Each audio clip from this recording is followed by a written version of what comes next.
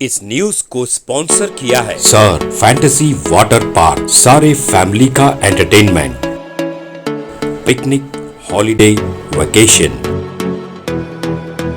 सबके लिए बेहतरीन वाटर पार्क। आप भी आइए, सबको लाइए।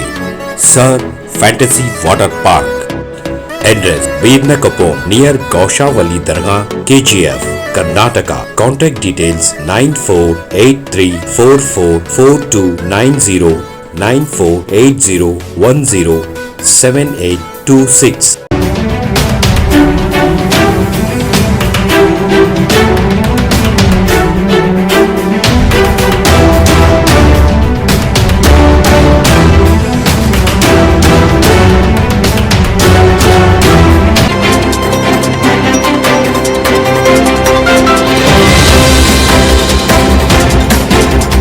कर्नाटका गुलबर्गा शहर के MSK मिल मैदान में कल रात कांग्रेस पार्टी के उम्मीदवार राधा कृष्णन दोड्डमनी के हक में रियासती वजीर आला सिद्धरामैया ने जलसे में हिस्सा लेते हुए अपने तासुरात को पेश किया और राधा कृष्णन दोड्डमनी को भारी अक्सरियत से कामयाब बनाने की अपील की। इस जलसे में रियासती वजीर बराए ITBT पंचायत राज स्किल डेवलपमेंट प्रियांक खड़गे ने अपनी तकरीर में मौजूदा BJP MP doctor Umesh Yadav के ताल्लुक से कहा कि बीजेपी के कार्यकर्ता और लीडर्स के जानिब से हर जगह गो बैक उमेश यादव के स्लोगन्स दिख रहे हैं।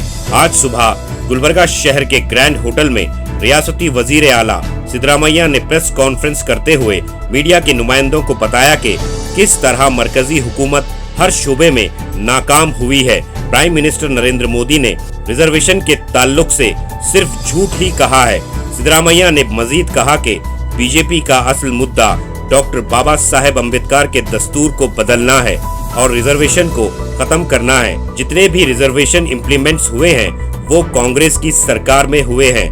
राजीव गांधी के दौरे हुकूमत में आर्टिकल 2930 को इम्प्लीमेंट किया गया था। रियासती हुकूमत के गारंटी की ताल्लुक से भी बात की। इस प्रेस कॉन्फ्रेंस में रियासती वज़ीर प्रियांक खड़गे, doctor Sharan Prakash Patil, Bidar MLA Rahim Khan, Aland MLA BR Patil, KKRDB chairman Ajay Dharam Singh मौजूद थे। आइए देखते हैं तफसीली report. Bureau report, Atraf TV Urdu news. 82 ಭರವಸೆಗಳನ್ನ ಈಗಾಗಲೇ ಈಡೇರಿಸಿದೆ। ಇವುಗಳ ಜೊತೆಗೆ ನಾನು ಮತ್ತು DK ಶಿವಕುಮಾರ್ 5 ಗ್ಯಾರಂಟಿಗಳ ಚೆಕ್ಗೆ ಸೈನ್ ಮಾಡಿ ಅದನ್ನ ಮನೆ ಮನೆಗೆ ಹಂಚಿತು। ಮ್ಯಾನಿಫೆಸ್ಟೋ ಮೂಲಕ ಗ್ಯಾರಂಟಿ ಯೋಜನೆಗಳನ್ನ ನಿಮಗೆ ತಿಳಿಸೋ ಮೂಲಕ ಕಳೆದ ಚುನಾವಣೆಯಲ್ಲಿ ಅನೇಕ ಭರವಸೆಗಳನ್ನ ನಾವು ಕೊಟ್ಟಿದ್ದೇವೆ। ಇವತ್ತು ನಾವು ಅಧಿಕಾರಕ್ಕೆ ಬಂದು ನರೇಂದ್ರ ಮೋದಿ ಅವರು ಹೇಳಿದ್ರು ಈ ಗ್ಯಾರಂಟಿಗಳನ್ನ ಜಾರಿ ಮಾಡಲಿಕ್ಕೆ ಸಾಧ್ಯ ಇಲ್ಲ। ಈ ದೇಶದ ಅಧಿಕಾರದ ಚುಕ್ಕಾಣಿಯನ್ನ ಯಾರು ಹಿಡಿಬೇಕು? ಕಾಂಗ್ರೆಸ್ ನೇತೃತ್ವದ ಇಂಡಿಯಾ ಹಿಡಿಬೇಕಾ?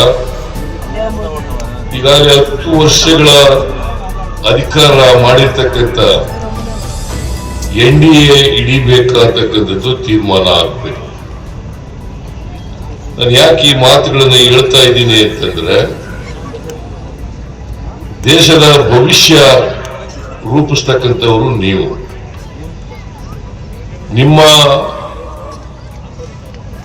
ಮತಗಳ ಅಧಿಕಾರದಿಂದ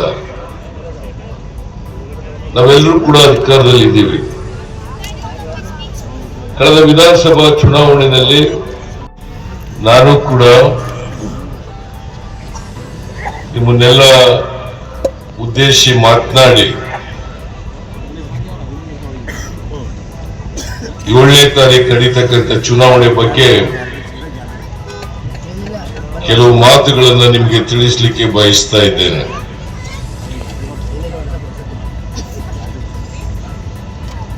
ಈ ಲೋಕಸಭಾ ಚುನಾವಣೆ ಈ ದೇಶದ ಪಾರ್ಲಿಮೆಂಟ್ಗೆ ನಡೀತಕ್ಕಂಥ ಚುನಾವಣೆ. ನಮ್ಮ ಮೇಲೆ ವಿಶ್ವಾಸ ಇಟ್ಟು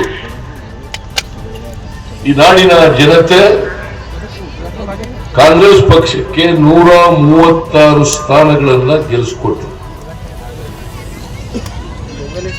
ನಾವು ಮೇ 20ನೇ ತಾರೀಕು ಅಧಿಕಾರಕ್ಕೆ ಬಂದವು.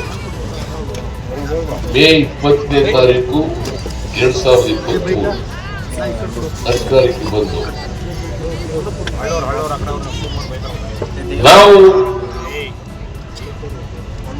ನೇರವಾಗಿ ಕಂಠೀರವ ಸ್ಟೇಡಿಯಂನಲ್ಲಿ ಪ್ರಮಾಣ ವಚನ ಸ್ವೀಕಾರ ಮಾಡಿದ. ವಿಧಾನಸೌಧದಲ್ಲಿ ಕ್ಯಾಬಿನೆಟ್ ಹಾಲ್ನಲ್ಲಿ ಕೂತು ಅವತ್ತೇ ತೀರ್ಮಾನ ಮಾಡಿದ 5 ಗ್ಯಾರಂಟಿಗಳನ್ನು ಕೂಡ ಜಾರಿ ಮಾಡುತ್ತೇವೆ. ಇದಕ್ಕೆ ಒಂದು ಆದೇಶನೂ ಕೂಡ ಅವತ್ತೇ ಹೊರಡಿಸ್ತಾರೆ. 5 ಗ್ಯಾರಂಟಿ ಯೋಜನೆಗಳನ್ನ ಜಾರಿ ಮಾಡುತ್ತೇವೆ.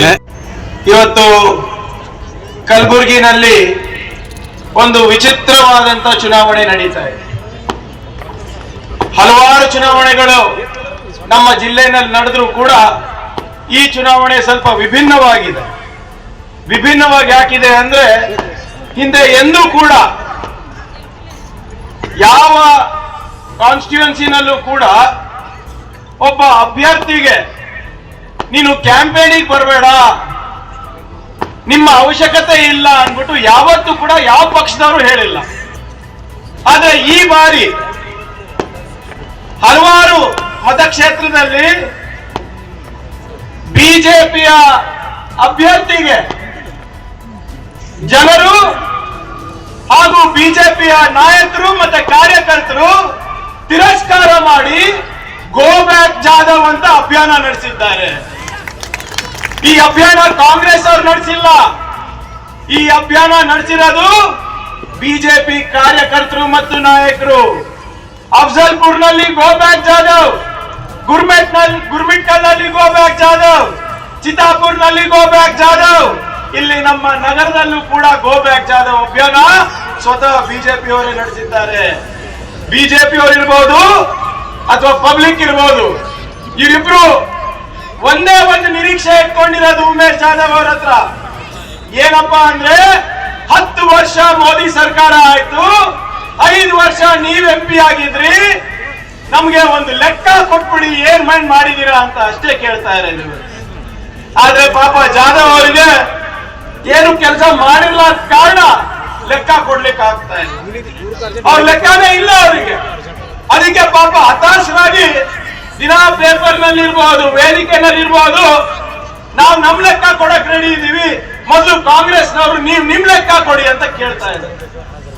ನಾವು ಯಾವಾಗ್ಲೂ ಕೂಡ ತಮ್ಮ ಆಶೀರ್ವಾದ ಕೇಳಕ್ ಬಂದಾಗ ನಾವು ನಮ್ ಲೆಕ್ಕ ತಗೊಂಡೇ ಬರೋದು. ನಿಮ್ಮ ಆಶೀರ್ವಾದವನ್ನ ಕೇಳಿ ಬಂದಾಗ ಯಾವಾಗ್ಲೂ ಕೂಡ ನಾವು ಹಿಂದೆ ಏನ್ ಮಾಡಿದೀವಿ, ಈಗ ಏನ್ ಮಾಡ್ತಾ ಇದೀವಿ, ಮುಂದೆ ತಮ್ಗೆ ಏನ್ ಮಾಡ್ತೀವಿ ಅನ್ಬಿಟ್ಟು ಲೆಕ್ಕ ಕೊಟ್ಬಿಟ್ಟೆ ನಿಮ್ಮ ಆಶೀರ್ವಾದ ಕೇಳ. ಇವತ್ತು ಕೂಡ ನಾವು ಖಾಲಿ ಕೈನಲ್ಲಿ ನಿಮ್ಮ ಆಶೀರ್ವಾದ ಕೇಳಕ್ ಬಂದಿಲ್ಲ. ಕಳೆದ ವರ್ಷ 5 ಗ್ಯಾರಂಟಿಗಳನ್ನ ನಾವು ನಿಮ್ಮ ಮನೆ ಬಾಗಿಲು ತಲುಪಿಸ್ತೀವಿ ಅಂತ ಹೇಳಿದ್ವಿ. ಆ 5 ಗ್ಯಾರಂಟಿಗಳನ್ನ ನಿಮ್ಮ ಮನೆ ಬಾಗಿಲಿಗೆ ತಲುಪಿಸಿ ಇವತ್ತು ನಿಮ್ಮ ಆಶೀರ್ವಾದವನ್ನ ಕೇಳಕ್ಕೆ ಬಂದಿದ್ದೇವೆ. ಖಾಲಿ ಕೈನಲ್ಲಿ ಬಂದಿಲ್ಲ ನಾವು. ಲೆಕ್ಕ ಬೇಕಂದ್ರೆ ಬಿಜೆಪಿ ಅವರೇ ಲೆಕ್ಕ ಕೊಡಕ್ ತಯಾರಿದ್ದೀವಿ. ನೀವು ಕೇಳಕ್ ತಯಾರಿದ್ದೀರಾ ಅದು ತೀರ್ಮಾನ ಮಾಡ್ಕೊಳ್ಳಿ. ಬರೇ ನಮ್ಮ ಜಿಲ್ಲೆ ಲೆಕ್ಕ, ಗೃಹ ಜ್ಯೋತಿ ಯೋಜನೆಯಲ್ಲಿ 5,28,550 ಕುಟುಂಬಗಳಿಗೆ ಇವತ್ತು ಉಚಿತವಾಗಿ ಕರೆಂಟ್ ಕೊಡ್ತಾ ಇದೀವಿ. ಅನ್ಕಾನ್ಸ್ಟಿಟ್ಯೂಷನಲ್ ಮುಸಲ್ಮಾನರು ಕೊಡೋದು ಅನ್ಕಾನ್ಸ್ಟಿಟ್ಯೂಷನಲ್ ಅಂತ ಗೊತ್ತು.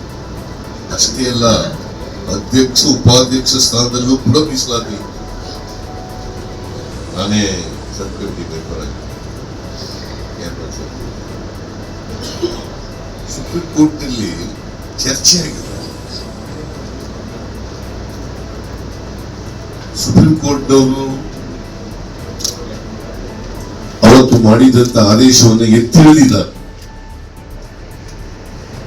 ಇದೆಲ್ಲ ಗೊತ್ತಿದ್ರು ಕೂಡ, ಅಥವಾ ಗೊತ್ತಿದೆಯೇನೋ ಗೊತ್ತಿಲ್ಲ ನಮಗೆ, ಗೊತ್ತಿದ್ರು ರಾಜಕೀಯ ಮಾಡಲಿಕ್ಕೆ ಓಟ್ಗೋಸ್ಕರ ಹತಾಶರಾಗಿ ನರೇಂದ್ರ ಮೋದಿ ಅವರು ಹತಾಶೆಯಿಂದ ಈ ತರ ಹೇಳಿಕೆಯನ್ನು ಕೊಟ್ಟಿದ್ದಾರೆ.